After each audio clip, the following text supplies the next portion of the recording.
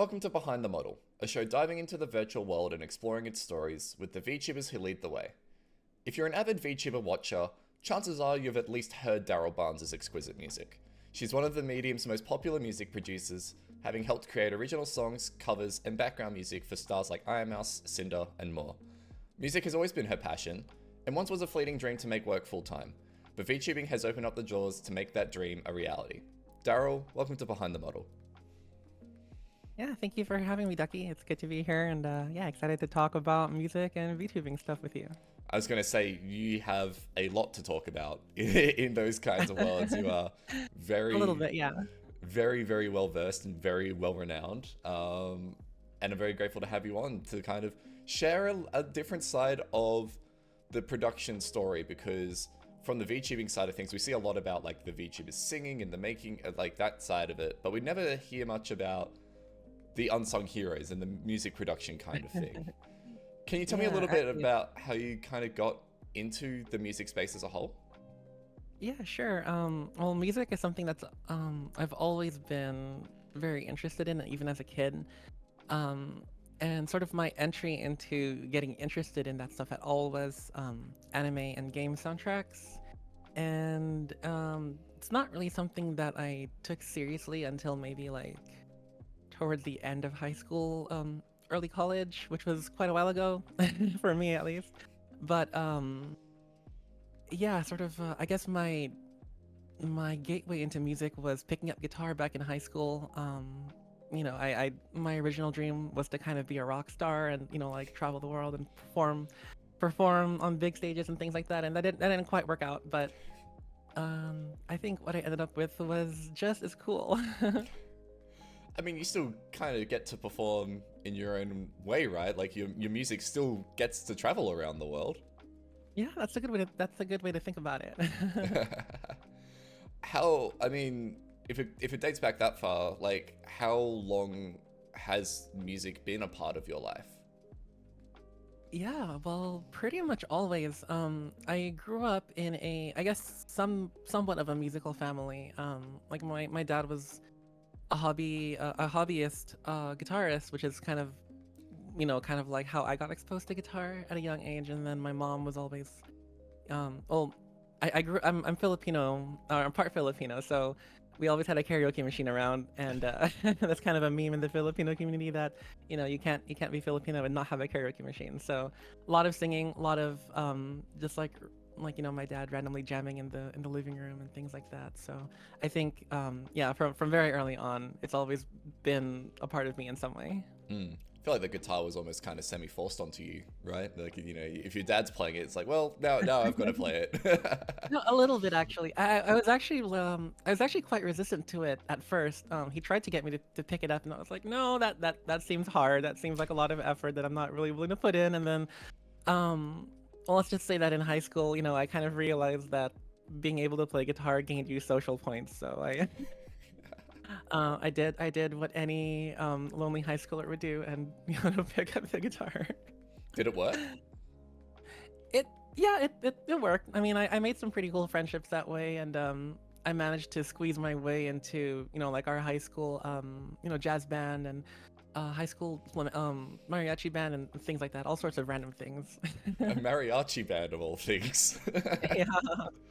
I've done a few things. I was gonna say, that's one wild high school. All my high school had was like, yeah, we have like a little like, just like orchestra style thing, and that's it. Like, Yeah, I guess I was pretty lucky that our high school was our high school music teacher. Our program really wasn't the greatest, but our teacher was always trying to, like, you know, squeeze in all these like cool new things. So yeah, that was really fun.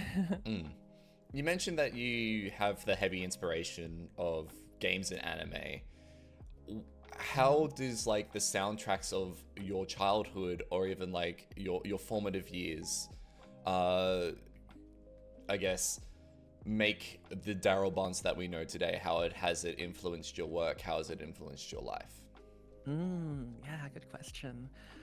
I mean, I guess like, so I sort of come from a pretty diverse background musically. You know, like I said, I grew up on anime and game soundtracks, but I was also really big into like R&B and Motown, a little bit of like hip hop back in the day, things like that. And I think all those things, even though I don't actively listen to all of those things every day, they kind of left their mark on my compositional habits, and those habits find their way into BGMs or like vocal songs and things like that, whether I want them to or not. They kind of, just kind of pop up, and it's like, oh yeah, that makes sense.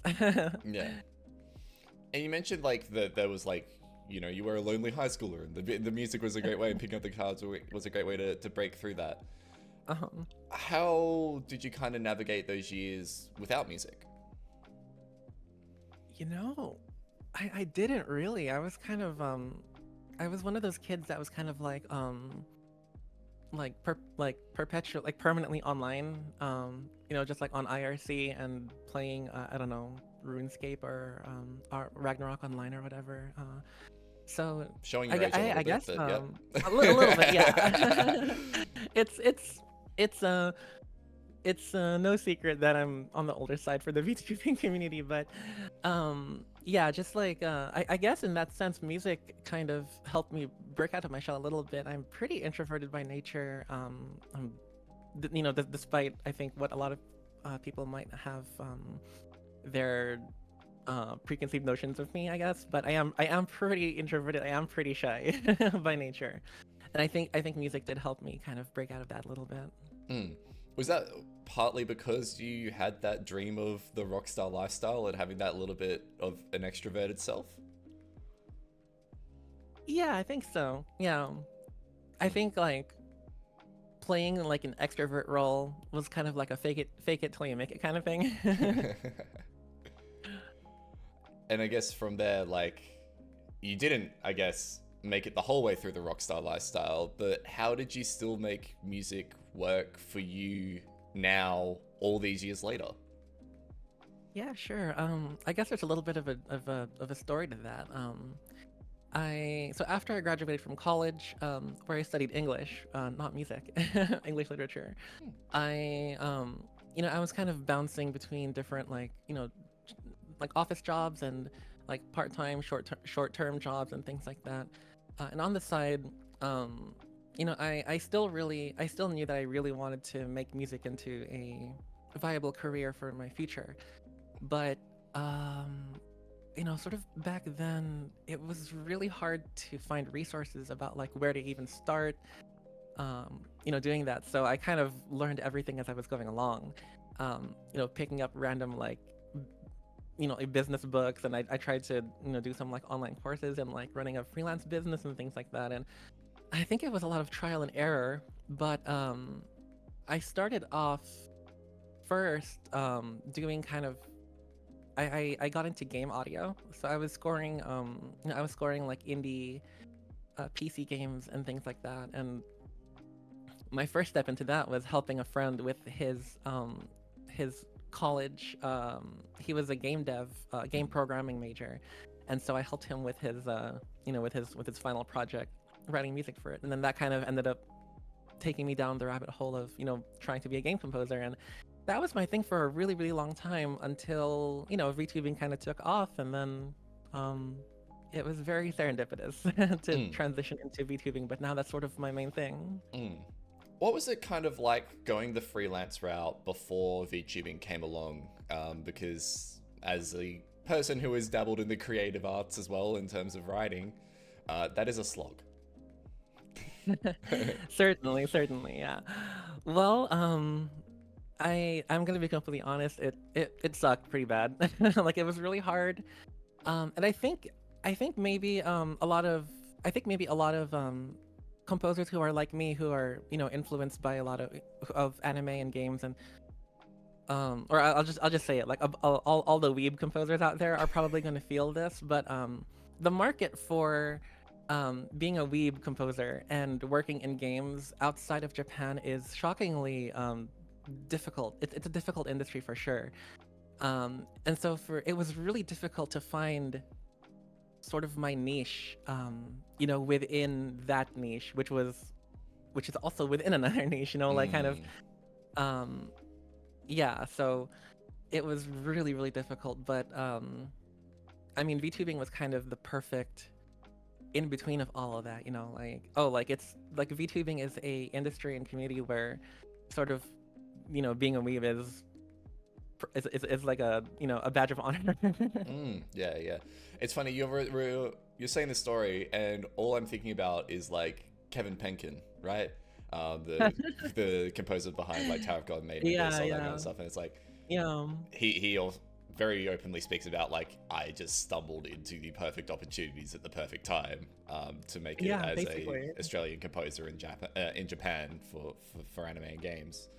Yeah, yeah. Which then makes me think about for you. Do you have like any inspirations from that space and from like kind of that have lingered with you and influenced your work? From that space, by that do you mean like in the? In like the games, anime, kind of Japan pop culture kind of space. Yeah, well, definitely too many to list in a single interview, but I mean, I guess one big and obvious one would definitely be like Ghibli films. I think Joe Hisaishi is an amazing composer, and a lot of his stuff has been hugely influential on my works. Um, let's see. Well, having grown up on Final Fantasy, definitely Nobuo Uematsu has been a big influence. And even though I don't get to write as much music in that style anymore these days, I think it still is very much a part of my composing identity. Hmm. And this is probably going to be a little bit of a random one, but I think Love Life also changed changed my composing identity forever in a great in a very good way. That was kind of my gateway into idols, and at one point I was actually doing idol music as kind of my mainstay for like maybe for like a couple of years. Ah, And yeah, that was really fun. That was a really fun period of my career. yeah. We've spoken pretty high level about a bunch of things, kind of tiptoed around it. I want to kind of get a little bit into the nuts and bolts, knowing that I know absolutely nothing about music Okay. outside of I like listening to the beeps and boops. Mhm. What kind of goes into music production? How did you go from I want the rockstar lifestyle, I want to kind of be the frontman, quote unquote, to Mhm. I'm gonna do the production side of things, which is a very different line of work. Yeah, absolutely. Um, I guess one really big difference between those two things is that when you're doing freelance music production and composing and things like that, um, I mean, ideally, the clients that you're going to be working with are wanting a piece of your, musical identity. And I'd like to think that, when people commission me for works, that they're looking for me to add my own flavor to it. But on the other hand, um, being a freelance composer also means that you have to be willing to um, collaborate and compromise, and it's very much not a, like, oh, I'm gonna have Daryl write a banger for me, and like she can do whatever the fuck she wants. Like, I mean, sometimes I do get those kinds of inquiries, and I'm happy to take on those too. But I was gonna say, but most, do you like most of the more guidance or the less guidance approach? I don't really have a preference, but I think the most terrifying thing to me is when a client, so like, they'll either give me no references and just say do whatever you want, or they'll give me like, oh, here's like a playlist of like 10 songs that I like, and kind of draw inspiration from these.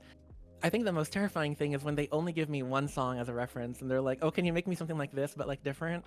Because then I'm like, oh god, like, how am I, like, how do I make a song that is just as good as this without ripping it, just like outright ripping it off? But yeah, again, I mean, it's a very collaborative process, and you really have to be willing to compromise on some of your own artistic ideals from time to time, which is it's just part of the job. And I find that a lot of the times, by doing that, you end up with something really cool that you yourself would have never come up with, would have never thought to come up with. And I think that's a great way to grow as a composer. Hmm. And as I mentioned at the top, you've done things like original songs, you've done covers. I mean, most notably would be Cinder's CPR cover. You've done Hmm. background music for so many VTubers I don't have enough fingers to count. Um, what are the kind of different creative processes that go into those different mediums of music? Mm-mm. Well, I guess with mm, sort of my mainstay is background music or BGMs, and um, that process I think is one of my favorite things to do because it's very the process involves a lot of me learning about the VTuber's sort of brand and um, like energy and persona and like kind of what kind of character they portray on stream, and trying to make music that aligns with that and also with their musical tastes and also something that would be appealing to their fan base. So it's a lot of how do I say this? It's a lot of investigative work, which I find very fulfilling. Hmm. Okay. Yeah. So it's like, I mean, at this same time, it's not just you're making music in a vacuum. It is like you're making something that is a very personal track for someone. Yeah, yeah, That has to absolutely. kind of reflect not just like, what they want, but who they are. Right, right. Like it's all about finding the intersection of what they want, who they are, who their fan base is, and what kind of, again, like what kind of energy they want to portray. And I find that to be such a fun like Mm. activity. Mm. I guess, how did you mentioned a little bit earlier, how did you stumble into the VTuber rabbit hole to kind of push your music production forward and push, I guess, your career forward? Yeah, so I mentioned earlier that it was kind of a serendipitous event. So up until 2020, the big pandemic happened, and we were all kind of stuck inside. And basically, my game audio career had sort of dried up by then, and what few contracts I did have going on basically disappeared overnight with the onset of the pandemic. And so I was kind of I was working a bunch of like remote jobs and also just keeping on doing music on the side. And right around that time, if you remember, that was kind of when indie VTubing started becoming this huge thing, right? And so a lot of my friends who were, like YouTube singers or, like IRL streamers already, and they started getting into VTubing, and then they realized that, oh, like how much cooler would my stream be if it had custom music? And I happened to be the person that they knew that did custom music, so they were like, "Oh, Daryl, can you write me some music for my stream?" And like I had been loosely familiar with VTubers by that point, but I didn't really think that it was something that would reach the West and pop off as much as it did. But it did, Yeah. obviously. That's why we're here Um, now. that's why we're here now. And long story short, like working with my friends who transitioned into VTubing made me realize that it was going to be a viable thing in the future. And with that realization, I decided to found Utalive, with my good friend Lee Fan, who's also a composer in Utalive. And yeah, we just the rest is history, I guess. Mm. How does Uta Live as kind of like a group, because it's still like it's like a company slash freelance and all that kind of stuff, but how does having the group around you differ from the solo drag of being a music producer freelancer? Mm, solo drag, yeah, that's a good way to put it because since you're a freelancer as well, I'm sure you're familiar with how lonely and isolating freelancing can be. Um, and yeah, having Utalive around, and not just like the Utalive team, but the Utalive community. Like we have a little Discord server where musicians and VTubers both hang out, Mm. and just having those people around definitely makes the job so much less lonely and self-isolating, and um, on the other hand, it's also a good way to kind of keep myself accountable because when you're by yourself and like you make a little mishap and you take the blunt of the consequences. But when you're running it in a more collaborative environment, you really have to think about everybody else. And I can't just make YOLO decisions. And oh god, I am dating myself, aren't I? um, yeah, so it's a great way to hold myself accountable too. Has this been kind of the most lucrative side of your music production career and music journey so far in terms of being able to make a living out of it? Oh yeah, definitely. Yeah, absolutely. And for that, I'm very grateful. I guess, like, how does it feel to just be able to put all of your energy into this full time and not having to worry about juggling work and juggling like odd jobs on the outside of music production to kind of make the ends meet? Yeah, well, it's sort of like now that I am doing this full time and I'm giving, basically my 110% all into making music for VTubers. I'm actually working more than I ever was. I I don't want to think about the amount of hours that I clock in each week. Of course it's very worth it and it's very fulfilling for me, but it definitely is like a much bigger workload than I used to have. But the nice part about that, about this whole thing and kind of being your own boss essentially, right? And working from home full time, and it's just like having more freedom in my own life to kind of live it on my terms, I guess, and do things that I wanted to do that I never could do when I was chained down to a full-time like office job. And just things like spending more time with with like family and friends, or I don't know, taking time off to like just enjoy life, are things that I never really got to do until I started doing music full time, and which is weird because I am working the at the moment I am working the most amount of hours per week that I ever have. But Yep. yeah, it's a perpetual balancing act. Yeah, it is.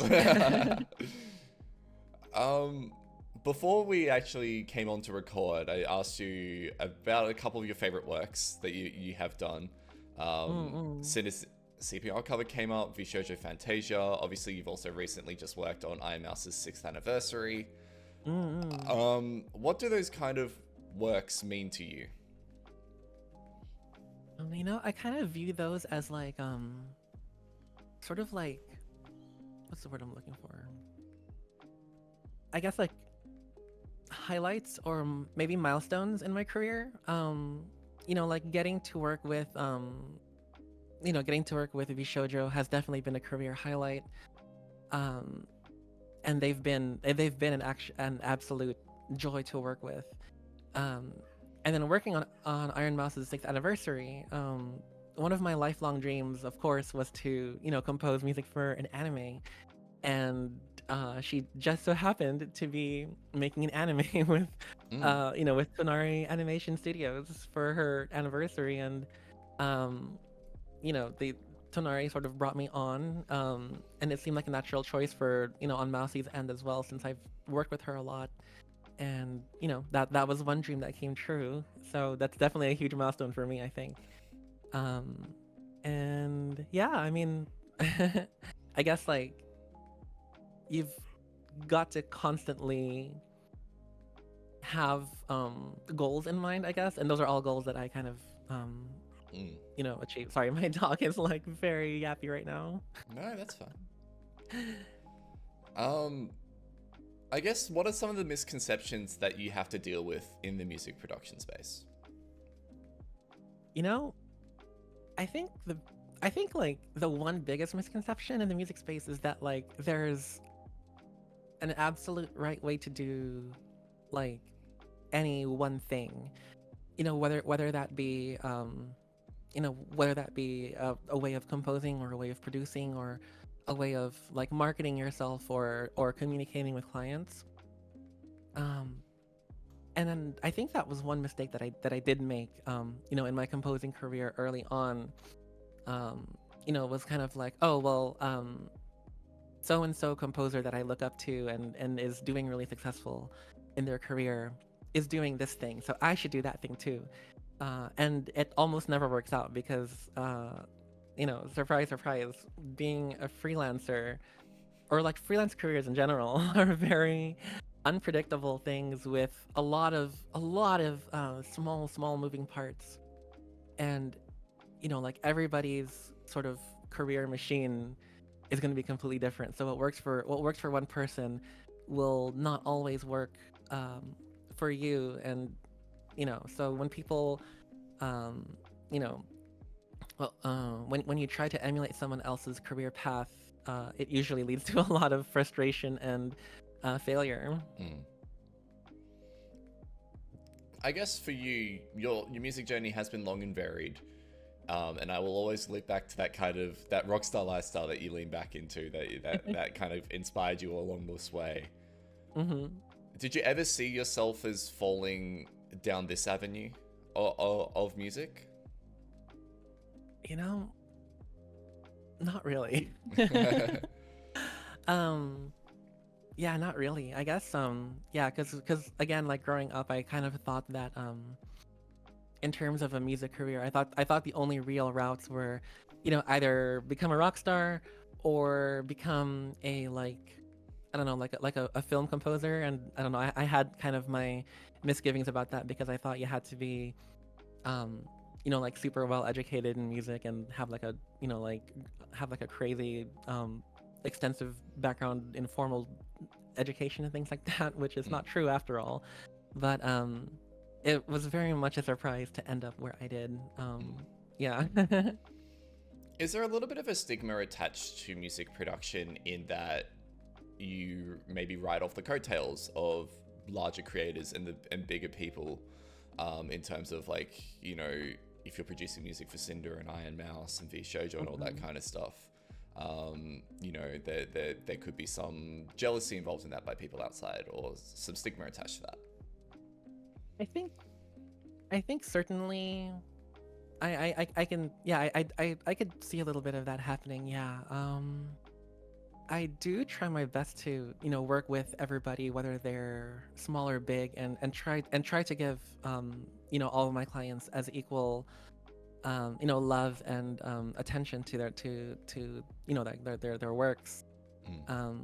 But sort of, I guess when you work with talents like you said, Iron Mouse and Cinder, who are like both doing really, really amazing for themselves right now. It just kind of comes with the territory, and I've certainly had my share of people sending unsavory and hateful messages and things like that, or even just kind of being I don't want to say shunned, but like, yeah. Viewed a certain way, because of who you work with, and I just try not to pay attention to that if it can be helped. And I mean, in certain ways, and I think in many ways, you are a rock star in your own right. Like, you are probably one of the most well-known music producers in VTubing, right? So that, plays into the equation a little bit, where people can point out and pluck out and be like, oh, that's Daryl's work. That's, you have that name recognition. That makes me really happy, actually. I do enjoy it when I do feel really good about it when sort of like a VTuber is debuting their new BGM made by me, or something, and it's usually part of like a big re-debut or like first time debut event. And then I'm not gonna lie, it does give me a huge serotonin boost when I see chat being like, hey, this sounds like something Daryl would write, and then the credits come up and they're like, oh shit, it's Daryl. And I'm like, oh. They knew. I guess to wrap this all up, you've done all this amazing work so far in games, in VTubing, now you can say in anime. Mm-hmm. Is your best work ahead of you yet? I think so. I think it is, yeah. And I guess, like you mentioned earlier, the dreams as well, and like you said, getting into anime and in like an animated video was one dream. What follows on from there?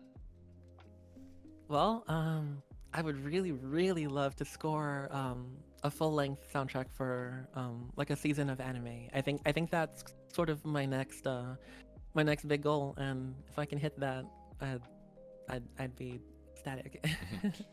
Any particular series or genre in mind? Oh man, I mean, I'll take what I can get, but it'd be really cool. It'd be really cool to work on, something fantasy, um, or maybe a Yuri anime because I'm a really big fan of those, or a combination of the two. Who knows? Yeah. Well, Daryl, I really appreciate you coming on to Behind the Model and talking about all the wonderful things of music and your journey to now and all the great work that you've done. And thank you for sharing your side of the story, a side of the story that many don't get to hear. So I really appreciate that. Yeah, of course. Thank you for having me again, Ducky. It's been a lot of fun. Daryl Barnes is the latest guest on my series Behind the Model, diving into the stars who make VTubing the creative medium we love. If you're interested in more of Daryl's story, you can read the accompanying article linked in the description. You can also find all of Daryl's social media channels below. If you liked this, I would really appreciate it if you left a comment and even liked the video down there while you're in the description. It all makes a difference, and I read all the feedback that you guys send through. Until next time, thank you.